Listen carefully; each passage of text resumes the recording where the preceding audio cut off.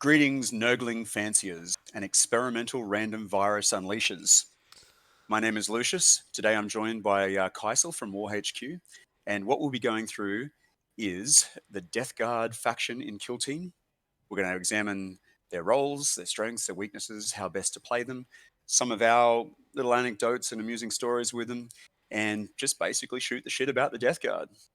So, Kaisel, are you ready to roll? Ready? Ready and willing? Decaffeinated. All right, cool. So when we look at the Death Guard on the surface, we're looking at this. We were talking about this prior, weren't we? And it's just sort of this like endless march of these tanky things moving towards you. You face your inevitable doom, and if they do actually get to you, then good bloody luck. You know what I mean? Because they really have some of the best weapons in the game as far as close combat and range weapons for their plague marines go. Would you agree? You see them Yeah, like that? yeah, definitely. Yeah. Any other sort of thoughts on like a role? This what would you call it? Like a never-ending movement forward of this tank, this plague-like tank, coming towards you and engulfing you. Yeah, That's how I basically, kind of see them. basically a wall of pure like rotting flesh, just like slowly trudging forward. Um, Yeah. yeah, having next to no movement. That's all they're going to do is just go forward. So Continue trudging. yeah, And a lot of their rules as well sort of work around this fact as well. I think we'll go into that when we go into those individual rules as well. So looking at the strength, so if you're just going to take the Death Guard on the surface, what's the most standout strength you think they'd have? uh, definitely their toughness, like, and their resilience Yeah, to basically just stay in the fight. Many a times, like I've just had disgustingly resilient save me, and my opponent has just gone, oh, again, seriously, like yeah. so. Like when it starts working, it starts working. Hey, and you Yeah, just like you get on your dice luck roll, and you've managed to like get through. You've managed to get through like a marine's armor and their good toughness anyway. I think they all have a base toughness of 5 anyway, which makes them really hard to wound. So they're hard to wound. They're hard. They've got awesome armor, and then they get disgustingly resilient. So you'd pretty much say this is the toughest kill team. I think they're probably even tougher than Necrons, I think, because just with the disgustingly resilient, you've got a better chance of it happening. mm, Um, and they have better toughness than Necrons too, so they're harder to wound in the first place. So I think the Death Guard are like, well, as far as the Plague Marine aspect of them goes, is going to be the toughest team in Kill Team for sure. yeah, Would you agree? yeah, You think? definitely. Or, yeah. Yeah, so let's have a look at this. Just for those that don't know what disgustingly resilient does, did you want to talk about that?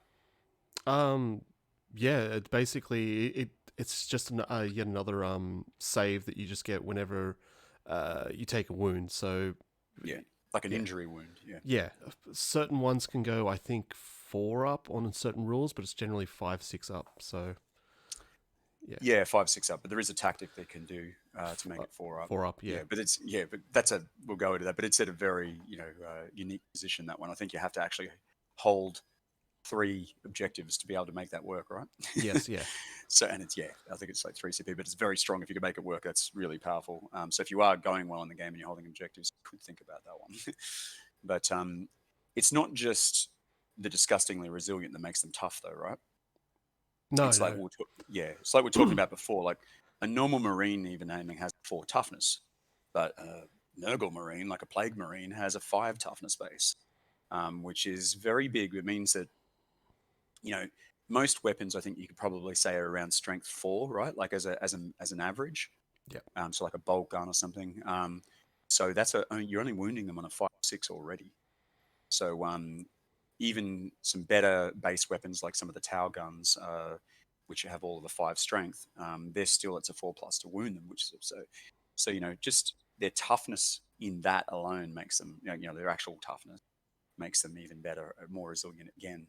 Mm. And couple that with a marine armor save, so 3+, and you've got a winning combination of not getting killed, I think, personally.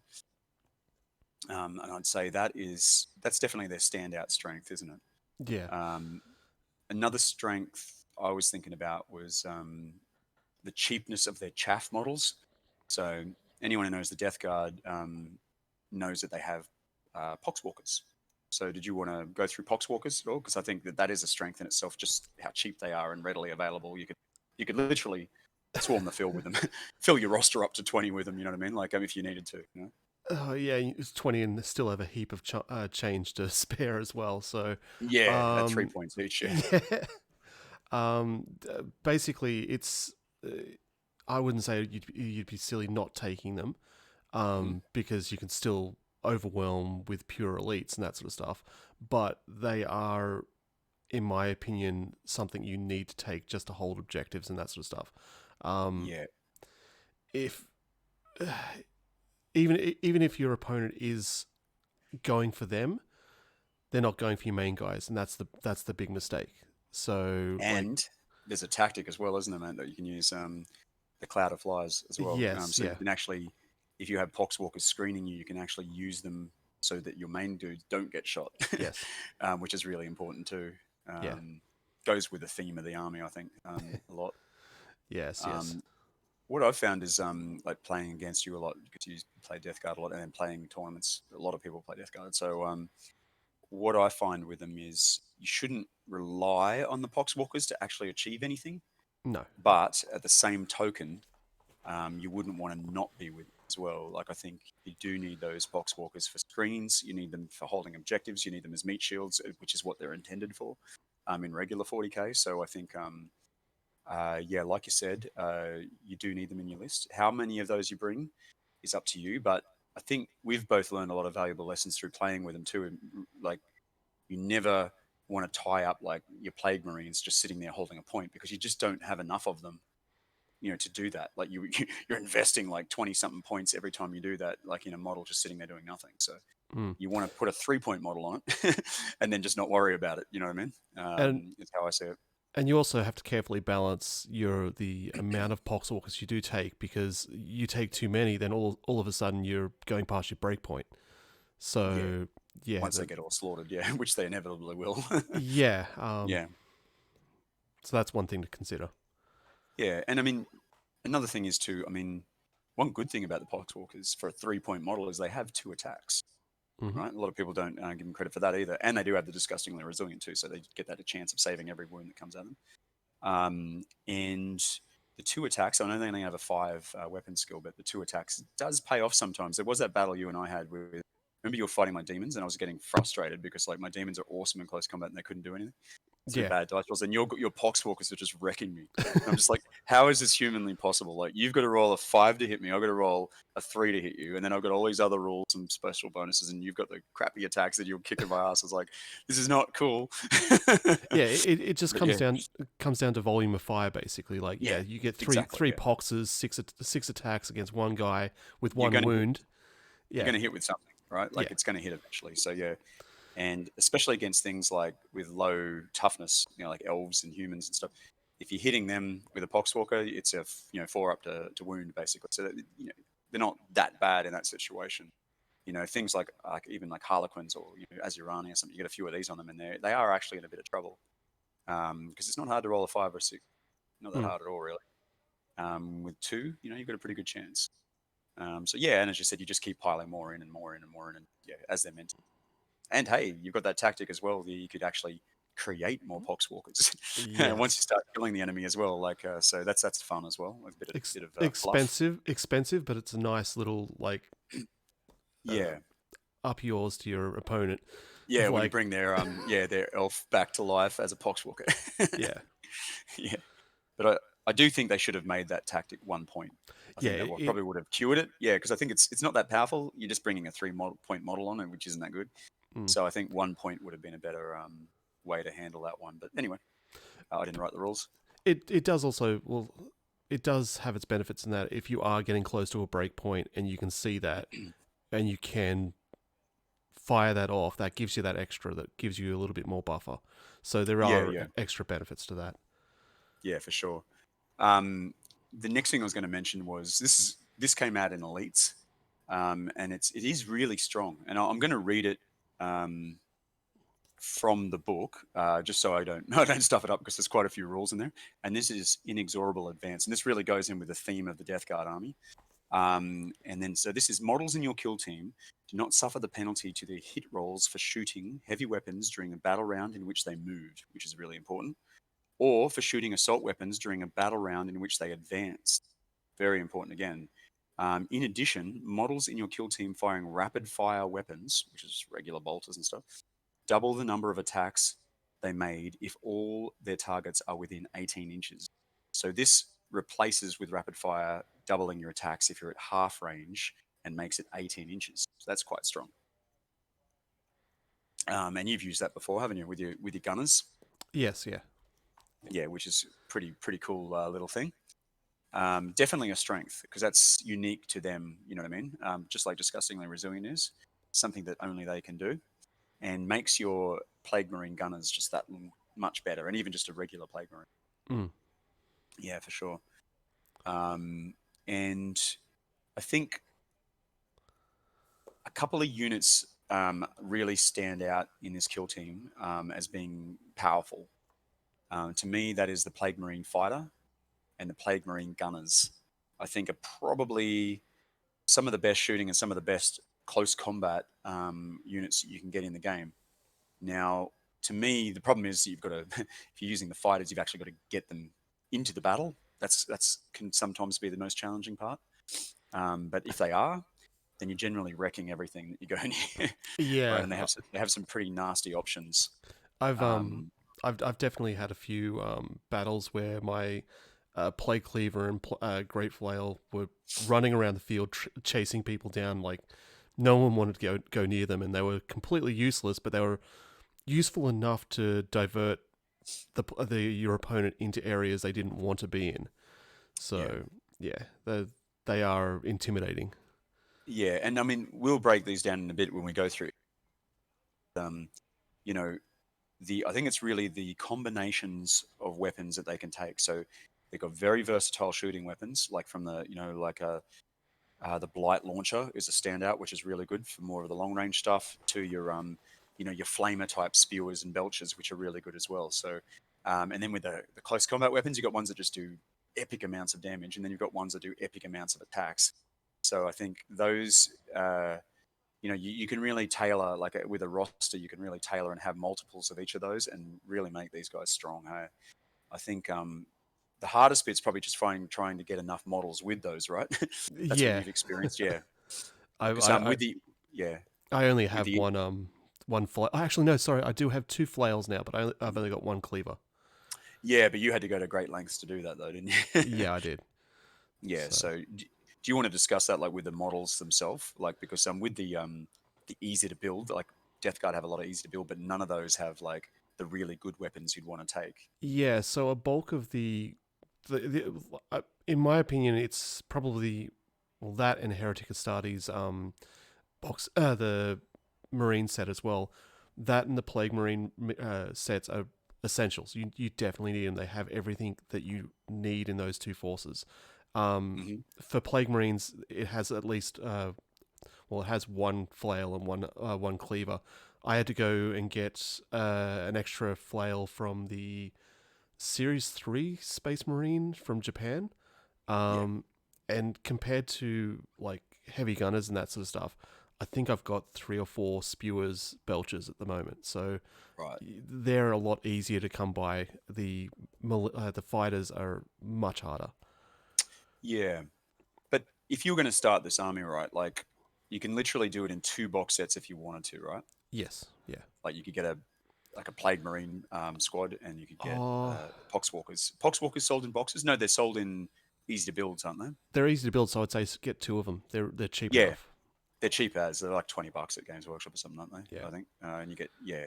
So you just get a couple of boxes of those. Get yourself maybe 12 Poxwalkers, sorry, and then a full box of Plague Marines, and you've got a decent start to your kill team. You'll get your Mm. leader, you'll get a couple of shooters and stuff, and some fighters. You can also Um, go the First Strike box set if you can find it, and if they don't yeah, obsolete it, that'll give you a nice start, and you just fleshed out with either another set of Poxwalkers or just yeah. the straight like Plague Marine set. Because So one thing with the easy to build is it does give you your champion, doesn't it? Yes. Like yeah, so you can get your aspiring your champion from the easy to build, and I think a plague spear or something. It's something like Yeah, I that. think it is. Yeah. Yeah. So I mean that is a good way to start. Like this is quite a cheap kill team, I would say. Like you can get into it quite easily, and that's really because of how Games Workshop has modeled it with the easy to build kits. And I think. yeah, and another benefit, if you want to go down this route as well, I've been picking up the Conquest weeklies, and they're aimed around Marines and Plague Marines as well. So I've been Exactly. Yeah. able to pick up a lot of the commanders really cheap. Not that I use them, but I just picked up one recently that has a whole bunch of Marines in there as well. Yeah. Cool, So man. So like you and got that some options. Obviously, Games Workshop have been pushing, like, because they brought out the set with the not the recent one, but the last one before that, with the Plague Marines versus the Marines, and then everything has been easy to build from there. So yeah, it's you've got pretty collectible army really, and very cheap. and for those wondering what I'm talking about, that is what I'm talking about. But yeah, Okay, that was $20 for five units, five units. Yeah. cool. Well, that's not bad. All right, cool. So we've gone through a few of the strengths. Any other strengths that you can think of in hand? I mean, like we've gone through the main ones. Not well. There's yeah. We went over discussing resilient. Not really. Yeah. That's probably it. So that leads us into like some of the potential weaknesses of the force, I guess. Yeah. So any that stand out just straight up for you, like A straight up is movement. But yeah, yeah, uh, if these guys could move like everyone else, they would be completely overpowered. true. So just on that, Plague Marines have a base of 5, and Poxwalkers have a base of 4 movement. So that's very low by normal standards. Yeah. But do keep in mind that charging is always the same for people. So it's 2d6. And a lot of the time, if you've got a Plague Marine fighter or you've got a Poxwalker, you're just going to be advancing all the time anyway. So you're going to be getting that plus d6 to them as well. So there is also another tactic which enables you to add 2 to your movement as well, like for the whole team for that turn. Death March, that's what it's called. Yeah, there are a couple of ways around that, but yeah, they are very. I agree with you. Um, I think one that stands out to me is the high cost of Plague Marines. Right, Mm. they're expensive. Let's face it. Like they're probably one of the more expensive. I mean, a base Plague Marine's 14 points, where a base uh, like Marine, like a normal Marine, is 12, I think. So they're more expensive than normal Marines, but they do have more abilities than normal Marines, and arguably, I'd say much better weapon choices with their gunners and fighters. Yeah. I think from memory, like Terminators are about 40. Where if you go Heretic Astartes or even just straight Marines, they're 25 or something like that from memory. Yeah, that's without their weapons though. Yeah. Yeah, with the Marines. So yeah, Marine Terminator, or like I play Heretic Study, so the Terminators tend to come out at like 30ish, but yeah, the Plague Marine ones can vary between 40 to 55 base. Yeah. So yeah, they're pretty expensive. Hey, like pretty nasty points cost. It's really only if you're going to be playing 125. I think you'd be thinking about bringing in a Terminator from the Death Guard list. Otherwise, you're really going to be relying solely on the 2 troop types, which is the Plague Marine and the Poxwalker. So that really is a caveat to our next our sort of weakness, and that is the limited options of the force setup. And you know what I mean by this one, right? Yeah. Yeah. So Yeah. pretty much when you table your force, because of the limited variety you can actually table, most people should know how to counter what you're about to table.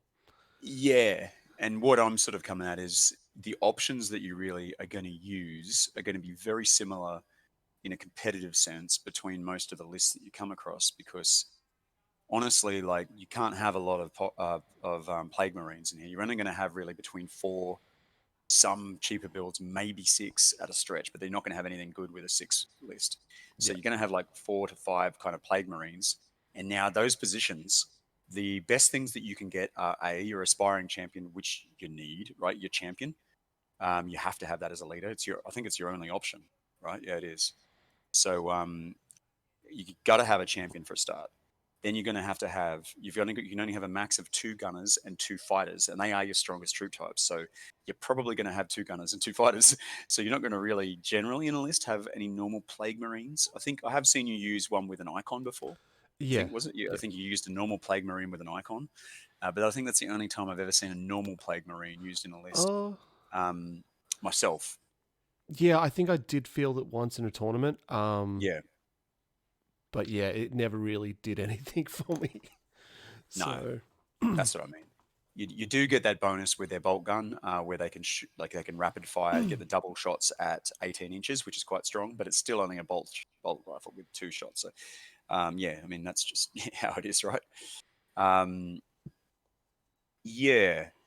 So that's what we're talking about with the limitations of this list. Really, is that you're not going to be able to really go too full on with variation. Your variation in this list is really going to come with a how many poxwalkers you decide to take versus the plague marines. You either go like one less plague marine and get like a horde of poxwalkers, or you go more of the elite way and you just have a few poxwalkers just for holding points and stuff like that, and then have just all elite options. Um, and your variation in this list is really going to be on what guns you bring for your gunners and what close combat weapons you bring for your fighters. Would you agree? Like that's pretty much it. yeah, yeah, it Like is. they're really the only way. So, like you said, it's very one-dimensional.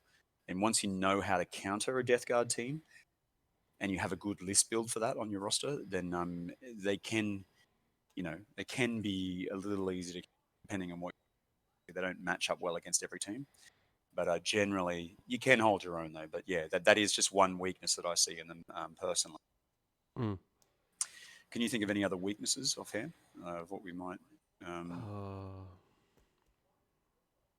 Uh, uh, Not really. The things that I always found hard at tournaments was just the movement, just getting yeah, like if your opponent stays at range, you just can't get to it, and they can just start picking you off. But yeah, if you do keep to cover and are able to get around and like flank them, then that's when it starts getting fun. yeah. See, the problem with this team is there's nothing beyond the Terminators. There's nothing that you can actually reserve drop in groups of 3, Yeah. like most other teams have. So I think yeah, that kind of limits them a little bit. I think if they could drop in even Poxwalkers, if they could drop in 3 Poxwalkers, that'd be even strong. But they can't even do that. So like they can only drop in up to 3 Terminators, which you're never going to take in a list. You never have 3 Terminators in a list. Uh, But if that you did have one, then you could drop that one Terminator right onto a vital point, which would be pretty cool.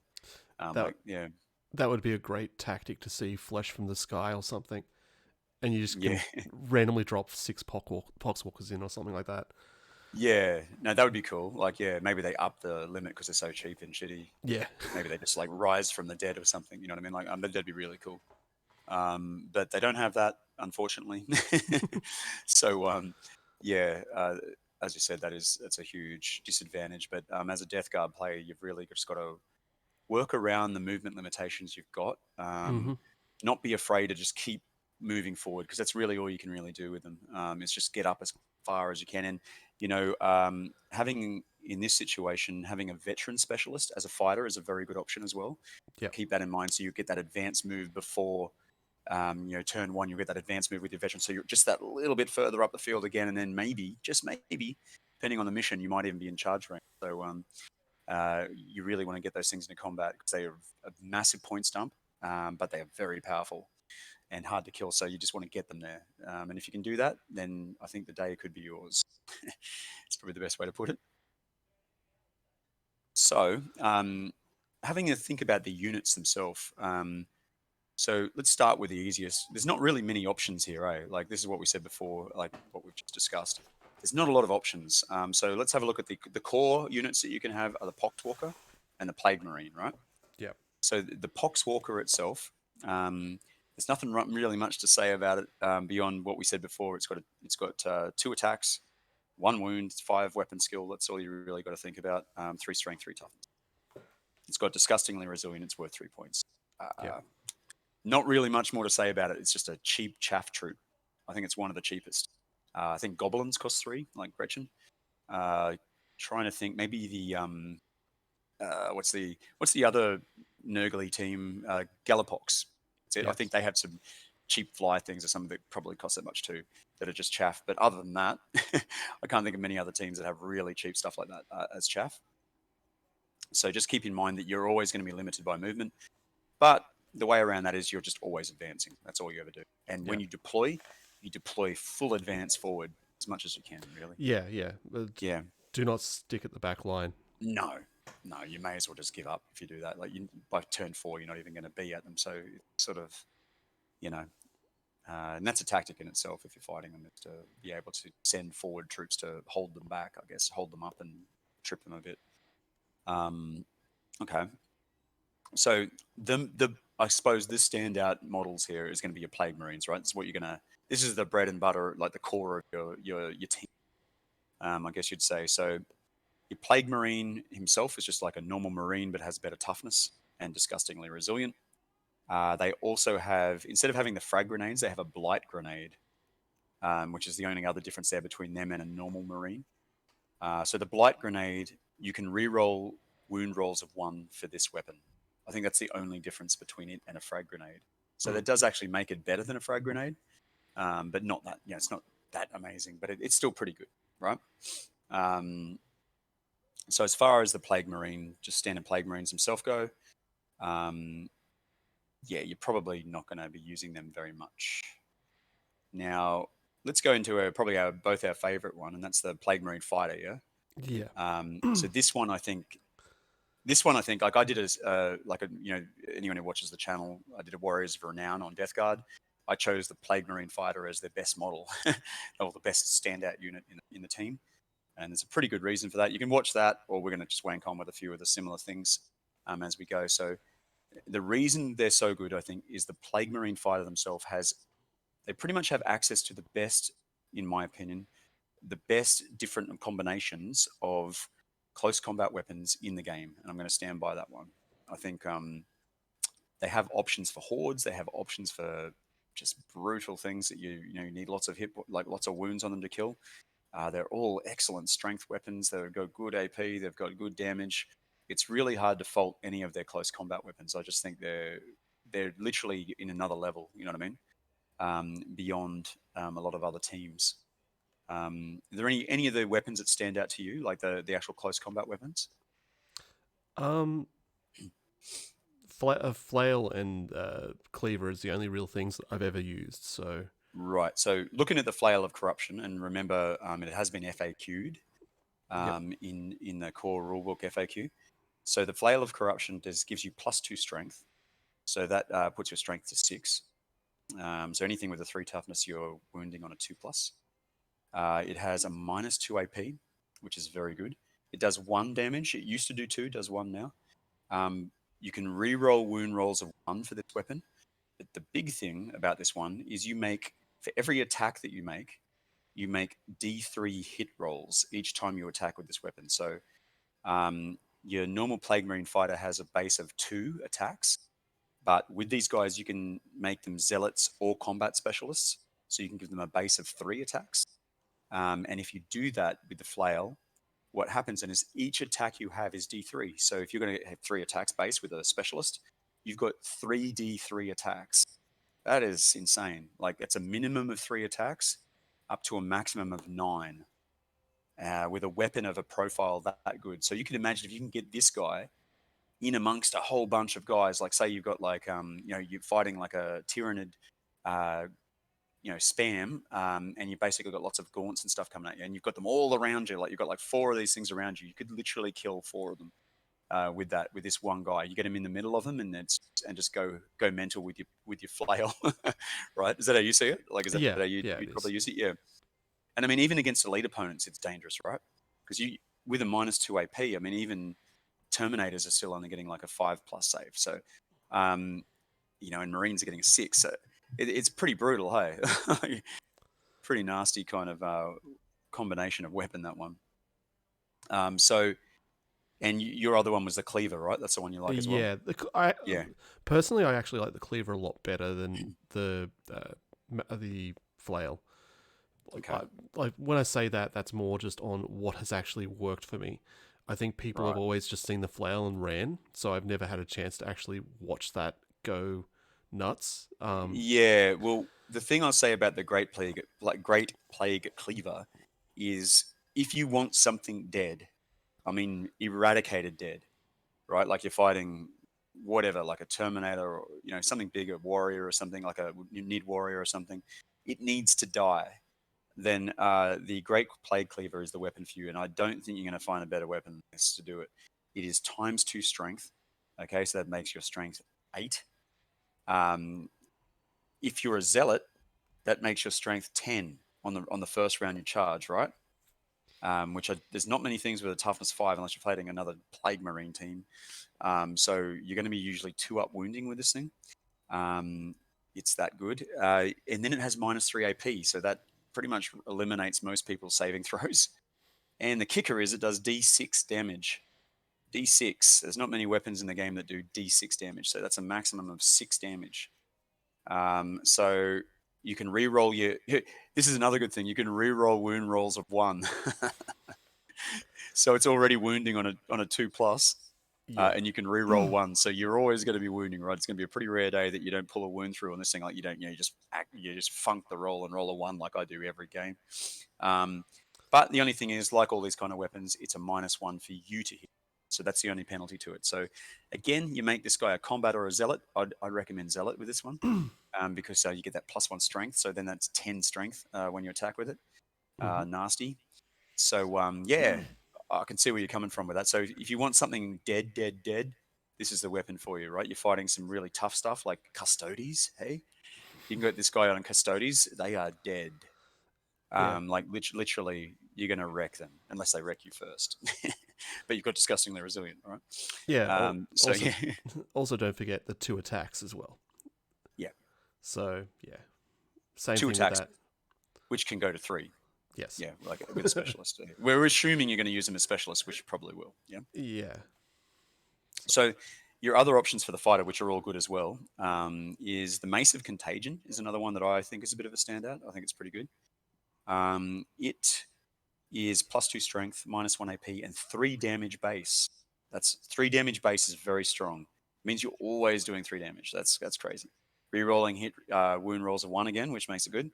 And when attacking with this weapon, you must subtract 1 from hit rolls. So it's like the cleaver, but it's guaranteeing you that it's guaranteeing you the 3 damage. But ultimately, I'm with you. I think the cleaver is better, hmm because this one's -1 to hit as well. Just don't buff up your damage roll and do 1, right? On the cleaver. That's about the only thing that makes the mace a little bit more safe and secure, I guess you'd say. yeah. But yeah, the bubonic axe is the other one, which is probably the least amazing one, but it's still pretty good. Like as a general weapon, it's still not bad. I think it's the cheaper option as well, and it's just +1 strength, -2 AP, 1 damage. You might take this against Necrons, maybe. Like so, you're not doing multiple massive amounts of damage and reanimating them. Could Yeah. be a good option. And you re-roll wound rolls of 1 with that, which is the theme across these weapons. So yeah, they're the close combat weapons. I think after going through those with you guys, I think you're going to see you've got some good options there. You've got some horde busters. You've got some really take down the biggest dude in the team busters. They're really powerful. Hey, like all of them are really strong. Which brings us to our next unit type, which is the Plague Marine Gunner. You like these guys too, and you use these against me quite well. So, what's your favorite combinations of Plague Marine Gunners? Um, toss up between the Belcher and the Spewer. They have their abilities in both. Belcher just Yep. because you can advance and get into a Yep. position with their ability to still shoot after an advance. But if you're doing a short game, the Spewer will give you a lot more to be able to just straight up move and then be able And to fire. yeah, and remember with your special ability, you can actually move with that heavy weapon, the Yes. Spewer, and still shoot, but you won't be able to advance, right? Yeah. Yeah, which is important to remember. So you've got a base of 5 movement, but if you can actually use the Spewer, the profile is a bit better. They're both auto hitting weapons, and they're both range 9, which is interesting too, which is 1 inch further than a normal flamer from any other team. Normal flamers are an 8 base. Mm. The Plague Belcher is basically your normal assault D6, 4 strength, 1 toughness. You can re-roll wound rolls of 1, which makes it good. But the Plague Spewer is a 5 strength minus 1 AP. So this makes it really good. Yeah, it's a heavy D6 though. So like we were saying before, the only thing is that you can't advance and shoot like you can with the other one. Yeah. Um, so yeah, but beyond that, yeah, I'm with you there. They're really good. Hey, and then you do have another favorite too for more longer range engagements. Is the blight launcher just to Yeah, take pot yeah, shots at people and but yeah, yeah, that in itself, you definitely have to stay back, which is a yeah. downside as well. Okay, so the good thing about this, you don't really need to say back. Oh, I'm gonna explain why. It's because it's an assault 2 weapon, the blight launcher, so you Mm, are able to actually advance and shoot it. And remember, you don't get the penalty for advancing and shooting with assault weapons. true. So you don't get any penalties for shooting this thing by running around like an idiot. But it's 24-inch range.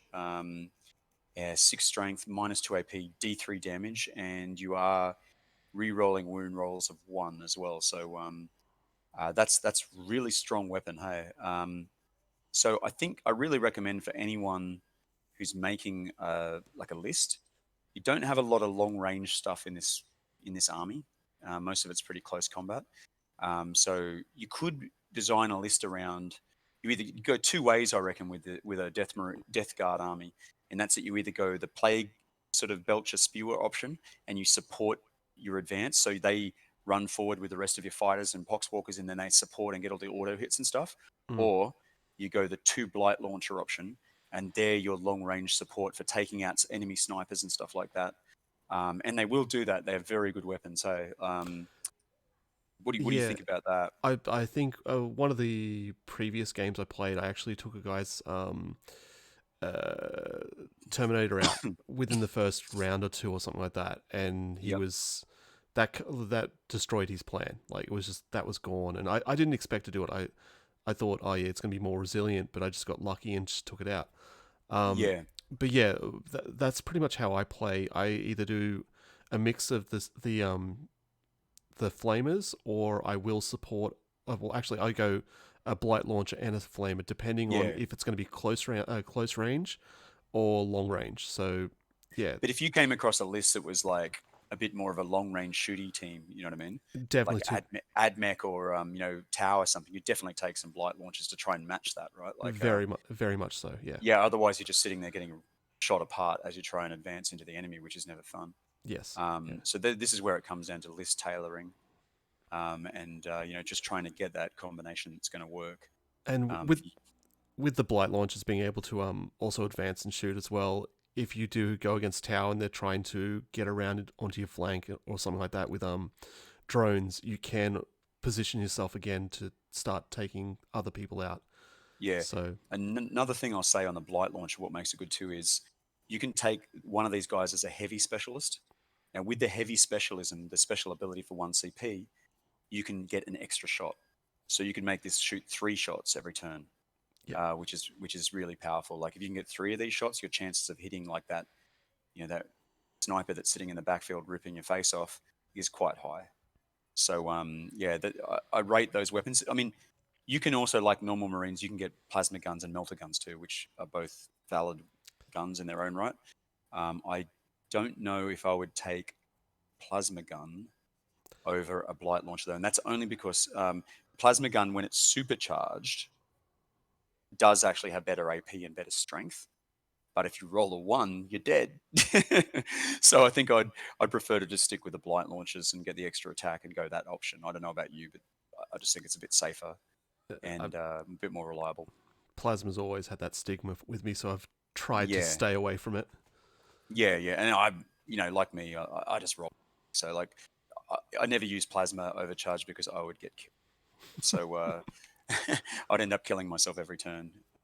But yeah, so that's some of the what we would recommend for with gunners. And as we said before, if you're going to like make a team, like a roster for a tournament, I'd be taking 2 of the belchers or spewers, 2 of the blight launchers on your list, so you can choose between any combination of those that you want to take actually on each battle that you play. Yeah, Would be a really and same with the fighters. You know what I mean? Same thing. Take options for all of them. and then you can just really tailor your list towards each opponent that you come across, and you will be winning and grinning, as we say. So there is the Plague Champion. I mean, you have to take the Plague Champion, right? So there's a couple of options here. Now, you could either just take the Plague Champion just as a nobody, you know what I mean? Like, and just have him sort of in the backfield somewhere with a bolt gun, right? Because I think he just has the bolt gun, light grenades, crack grenades, that kind of thing.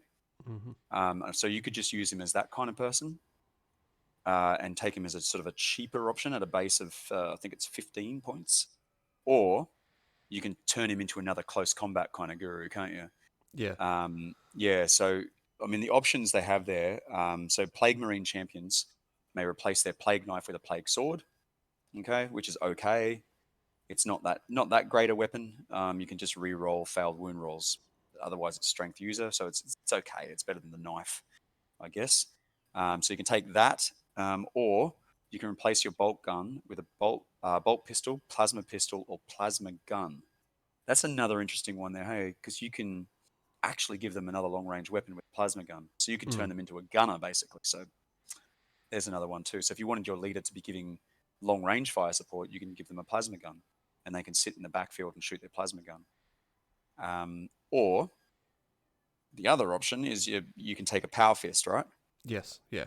And you could take a power fist and say a plasma pistol, and then you could have them a bit more multifunctional as they go forward, with some really nasty pistol action and power. Well, power fists are power fists. They just rip things apart. They're really good. So yeah, I mean your leader option in a tournament, you might want to take two leader options. Maybe if I was going to run it, I'd take the long range plasma gun option, so that your leader can be more protected in cover, and then can give some more long range support. And then at pivotal moments, you might want to just test your supercharge on your overcharge in your plasma, and just pray to the plague god that you live. But the other option would be the close combat option, I think, with your power fist and maybe a plasma pistol, or just your normal bolt pistol. I think. What do you think about on that one? Yeah. I pretty much what you said. Like the only Yeah. only thing I really want to add is I've never seen my Plague Champion be an MVP. No. Like But have you ever used them just with a plasma gun? no. Like Yeah. that's something I'm now thinking about. I think it's a better option, man, because if you had that and two blight launchers, you've actually got three heavy weapons then in your team, Mm, and then some fighters running forward with poxwalkers. You know what I mean? yeah. Like we I've say this, but points are a limiting factor in this. But yeah, that's the idea anyway. yeah. I've generally played WYSIWYG, so my champion has a Yeah, knife and plasma power pistol. fist. Oh, power. Yeah, and power fist. Yeah, So that's all I really yeah, play. yeah. Okay. But yeah, I will be I think changing that. yeah, yeah. Oh, well, just give it a go. Hey? Like I think the options. I think for the team, because if you think about this team, I think the main weakness is they don't have much long range fire support. They've got none, or like not much, unless you're taking blight launchers.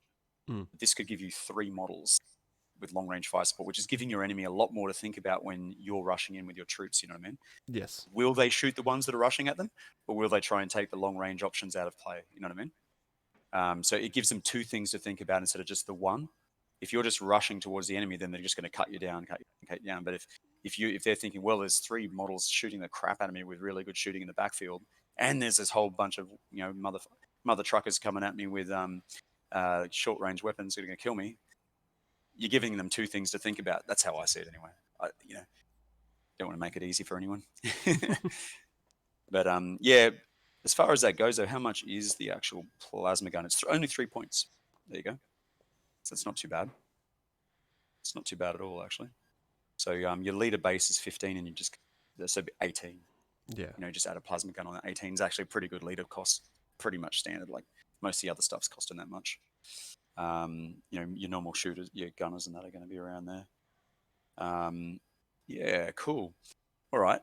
So your only other real unit option is your Terminators, right? Yeah. So what you've used Terminators before, haven't you? Like I've seen you Oh, played against me. That we did a battle report with Terminators. I remember that one. That was fun. yeah. Throwing a Terminator out does limit, especially 100-point games, limits Yeah. you a lot. You have to do it with a 125-point game. Yep. but it's only an extra 25 points. Like that's just an extra model. So Yeah. yeah, I with one of the tactics being being able to deploy 3 Terminators. Uh, Mm. how do you do that? Like I cost don't know. effectively? In 100 points, you can't, Yeah, because the cheapest base Terminator model is 40.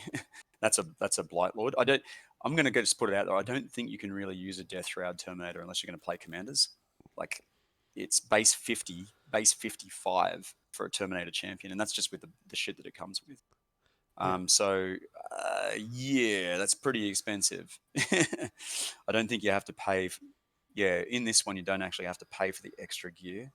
They're just armed with what they've got though. But Blight Lord Terminator is an option. Um, the Reaper autocannon's pretty cool. That's always fun. yeah. Um, I've got but nothing against what they are and what they can carry. It's yeah, just the just the points points cost. points cost is points cost is prohibitive. Yeah. So uh, I, yeah, but upon saying that, I think the Blight Lord Terminator, if you were going to consider it, is probably the only one we should really mention, Yep.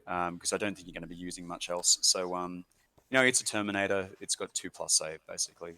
Still got the 5 toughness, 4-inch movement, pretty slow. You can drop it in. So if you were going to take one of these things, you can drop it in. It comes base with a combi bolter and either a bale sword or a bubonic axe. So it already has an okay weapon. Like if you're just going to take it base for that 40 points, but realistically, you'll probably give it something better, right? You're probably going to armor it with something better. So this can have, like, as a gunner, can have a plague spear, Reaper autocannon, or blight launcher. So you can have all those options as well. You can replace your weapons with a flail of corruption too, if you want to give it something really nice. Yeah, or a combi flamer, combi melter, combi plasma. So Mm. it's really, most of your options there are for ranged, and I think maybe it would work really well with the maybe a combi, like a Belcher would be really good, don't you think? Because if you go to like a flamer and a bolter together, and then you dropped it in close range, you're going to kill some stuff, right? Yes, you are. Because you can drop it within 5 of the enemy. So if you drop that in the first turn, you can just combi shoot them with auto hits and then bolter shots with really well aimed ones. That's pretty decent, I think. Oh well, and also dropping him in there within flamer. Well, and most flamers have this ability anyway. But uh, the main thing with the plague spear, plague belcher being the range they are, most people expect 8 inches. Yeah, So when you have that extra inch there, they're not expecting it. So you can drop them back a little bit further behind, yeah, uh, and they're like, "Oh yeah, that's nothing." behind cover, yeah, yeah. So And I mean, if you want something that's really hard to kill, this is it. yeah, It's probably one of the hardest models to kill in the game. also has an Uh, invulnerability save as well.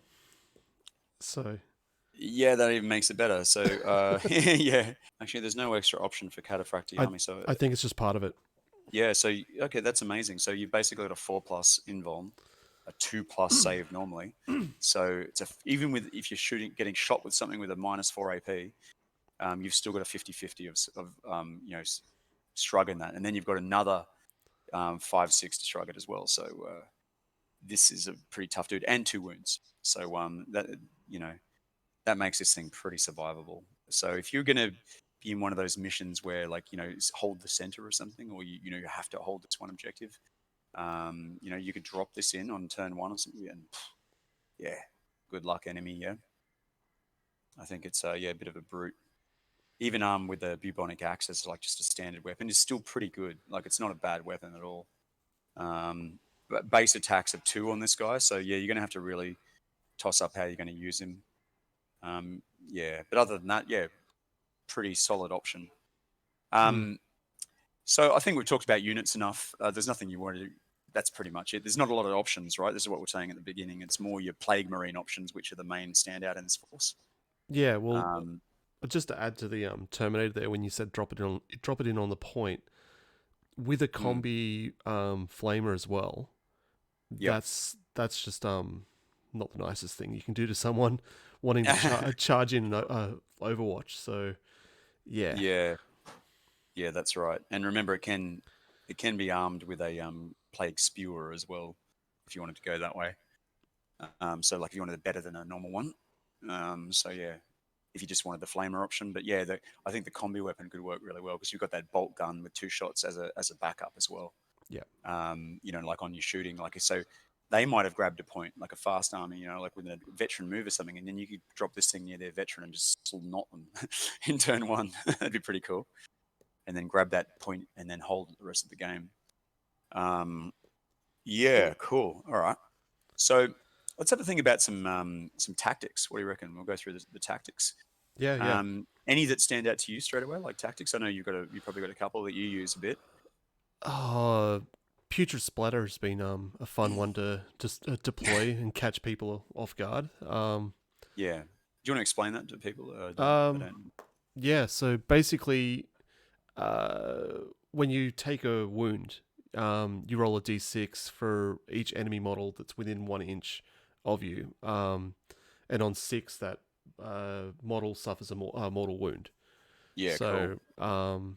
So they get some of the grandfather's love. yeah. So when like I'm trying to remember the times that I've used it, but it's generally against I've been swarmed by three things that are like I wouldn't use it for 2. Definitely, I want to take the max max advantage of it. So if you're only going Yeah, against 2, that's a lower chance of actually killing one. 3 or 4, use it. Definitely use it. yeah. It is quite expensive, isn't it? I think it's 2 CP, this one. Yeah, it is 2. Hmm. So, yeah, it's situational. And I think what you're going to find with a lot of these Death Guard tactics is a lot of them are situational, right? Have you found that? Yes, Like, very. they have a lot of really specific, tailored tactics to certain situations. So this is one of them. But, look, hey, this can work. Like, you can pull this off. It's going to be pretty funny watching your opponent, lose at least one or maybe a couple of their models. Be pretty cool. And remember, you don't have to die to use this. You just need to take a wound, a flesh wound. So you could do this on a Poxwalker, right? Mm. So, get the Poxwalker right in the middle of combat and just putrid splatter someone. That's not a bad idea. One that I think this is their strongest tactic is Cloud of Flies. I think this is the one that helps you to get into combat. So, and basically use this tactic at the end of the movement phase. Pick a model from your kill team. Until the end of the battle round, enemy models can only shoot that model if it is the closest target visible to them. So this is what I was talking about before, where you're screening with poxwalkers, right?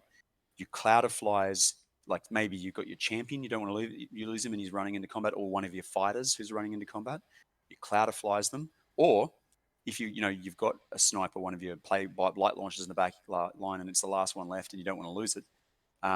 You could do it on this guy, and he's never going to get shot then because you're going to have all these plague poxwalkers in front of you, and they will have to be the targets of the shot, not the actual guy that you want saved. So this is a good way to get those plague marine fighters, and as I said, like anything up into the battle as you want. So this is 2 command points. It's a little bit expensive, but I think it's very powerful. And you've used this against me successfully in the past too. Yes, yeah. Yeah. What's your next one? Leaking brain fluid. So Yeah. this one again situational. If your poxwalker is holding a point, you definitely want to keep that point. Yeah, if he suffers a flesh wound, you use it. It's only 1 CP, and then for the rest of the battle, he can't be shaken. So if he's not killed, it guarantees that he is not the factor that will let you lose. Yeah, so let's have a little bit of a dissection of this. Is that poxwalkers have very low leadership, right? Yes. So they have a 4. Okay, so even if you suffered a couple of losses and you have a poxwalker that has a flesh wound, your chances of shaking are astronomical, right? Like they're off the scale. Now, the beauty of this ability is it is for the entire battle that this comes into effect. So if you have a poxwalker that has a flesh wound, you're nearly worth giving them this because they won't shake and they Mm. can't shake for the rest of the battle. So the opponent's going to have to kill that poxwalker if they want to take it out of the battle. And like you said, you could be on a point. You could be holding a point with a poxwalker and you don't want to lose it because you're scoring primaries or something. Yeah, I think I'm with you. That's a really strong tactic. I think it's definitely one that will work. My next one that I had written down was the three-eyed fly. I love flies, right? Like it's my theme at the moment. So So you use this tactic at the start of the battle round when you control exactly 3 objectives. Now, again, this is very situational, right? But it could win you the game. Say you've got 5 objectives and you've managed to secure 3. This here is going to really make it hard for you to be removed from the objective, because what happens is you add 1 to the rolls of your disgustingly resilient for any models that are within 3 inches of those 3 objectives. So all the models that are now holding those objectives now have a 4 plus disgustingly resilient, a 50-50 of saving after all the other save rolls they've done. So I don't know about you, but this is strong. It's 3 command points, which is brutal. But situationally, if you could achieve this, it could make you very, very hard to take off those and almost invulnerable to damage. Almost. Hmm. Nurgle's gift that we were talking about Oh, yeah. before. So yeah, basically, yeah, on a 4+, when you kill a enemy, you can get them to come back as a poxwalker. Yeah. So That's pretty cool. It's a 4 plus, yeah. I think, yeah, because the Poxwalker's like not that good, I think they should have made this one a 2 plus. It comes as a Poxwalker. But anyway, it's 1 command point. oh It's definitely worth a shot. Yeah. yeah, two, uh, It, it, two it's pretty funny though. Like, yeah, I was just saying, well, it was pretty funny if you can bring back their models sort of fluffy. yeah, two Yeah. two two plus is just overkill. I think. Like But I mean, yeah, yeah. if anything, 3, but four is fine. It's just a 50 50-50, chance. yeah. I Yeah. don't know. I reckon it's a bit. Yeah. But I guess, like, say you've got Poxwalkers and you've killed someone who's on a point, like an objective, and you manage to bring them back as a Poxwalker, now you've doubled the amount of models point, right? Yes. Yeah. So that does make this very situational again and very strong. The only other one that I've got that I like is Grasping Tentacles. Mm-hmm. So this is a 1 command point one as well. So use this tactic at the start of the movement phase. Choose a model other than a shaken model from your kill team that is within 1 inch or more of enemy model, and choose one of those enemy models. Neither of the models chosen can make a fallback move in that phase. Very strong. So this is again situational, like all these Death Guard tactics. I've noticed that they're not just this blanket thing; they're for a specific situation. This one, like these pesky tower that like fall back and shoot you and stuff like that. Um, if you can stop them from doing that for 1 CP, and it's a pivotal unit in their force that flies, like say like a stealth suit or something, or something you really need to neutralize and get another round of combat on, then I think Grasping Tentacles is super powerful. And you can even use this if you've got a Poxwalker.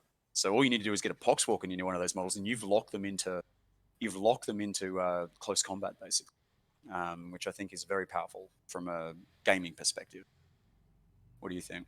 Yeah. Very much. Yeah. All right. Cool. Um, so your MVP for the Death Guard, just Uh, one. Definitely the fighter plague cleaver. It's great Yep. plate set. Okay. Yeah, I would say definitely my MVP, as you guys know, is the Plague Fighter, but a close second is the Plague Gunner as well. I think they're pretty versatile. But now thinking about the champion, it can be a gunner or a fighter, right? Like it's like Yeah. an extra one, so it's almost a MVP as well because it can choose either. So yeah, I think that'd be my option. If you were setting up a team, um, what would be your base? Like, what would you? I mean, we've already gone through. It's a little bit limiting, but how would you perceive a team? Like, if you're going to start. Was start collecting or start building a No, team no, no. from Like, it's in like a list build, like just a general list build. pretty much what With we've been over. So you yeah, definitely do champion. In the past, I've taken two. As I've taken the spewer and the belcher, and I've only ever had one blight launcher before. I've now got a few more that I got to paint up. yep, Um, Cleaver and flail, and then I think I filled the rest with poxwalkers. I may have put.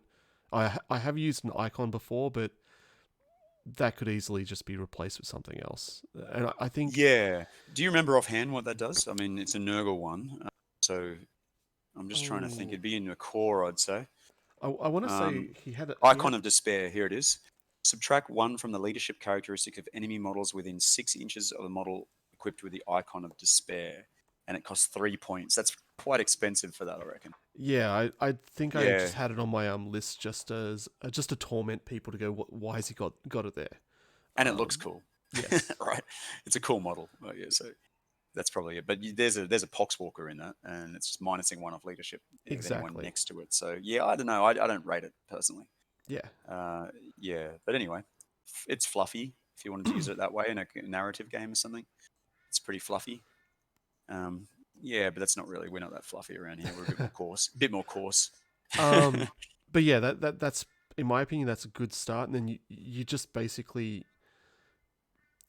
bring in or take away the poxwalkers. So yeah, Yeah, like we and then said, there's you just sort of vary what volume of each of those you're going to take with you. Yeah, yeah, and in the and list as well, I do also carry one Terminator, so I yeah, haven't had to use it, Blight but Lord. Yeah, yeah, but yep. it is And there.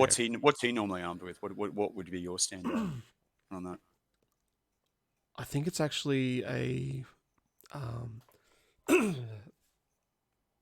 I think it's a spewer from Yeah, memory.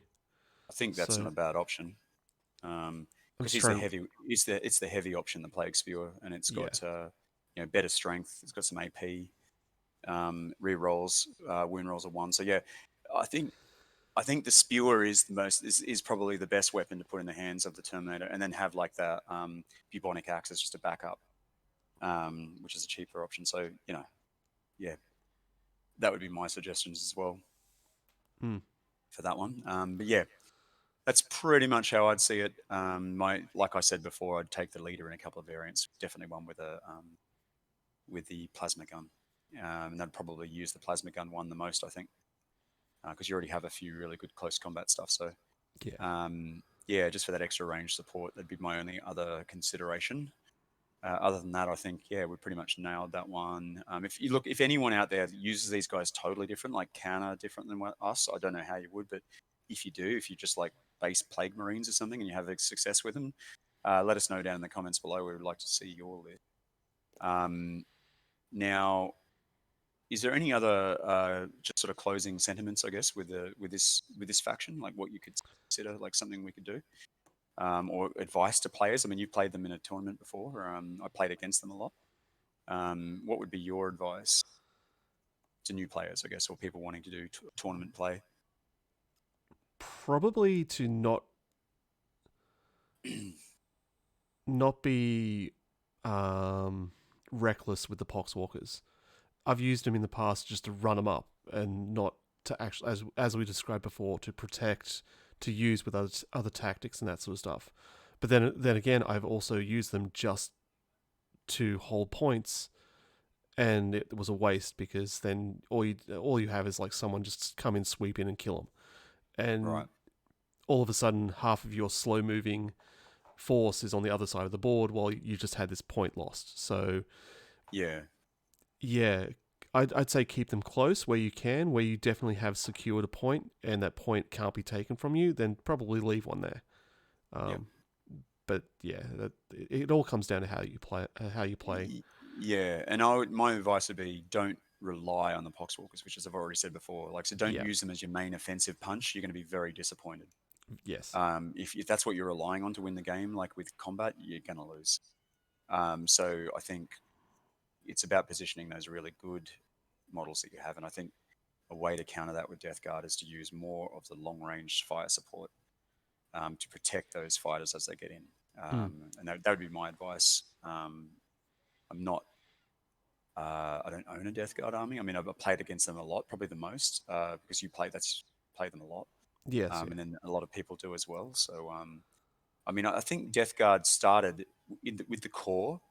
When core manual came out before elites and that, I think Death Guard were probably one of the strongest factions. I think because you're only still really using the core options now. You haven't really gone on and used anything else, right? No, Like, like yeah, they didn't they. really benefit too much from elites, like Yeah. at all. So I think as a core army, they were one of the top tier. Now that everything has been elevated with elites and etc., I think they're kind of somewhere down the middle.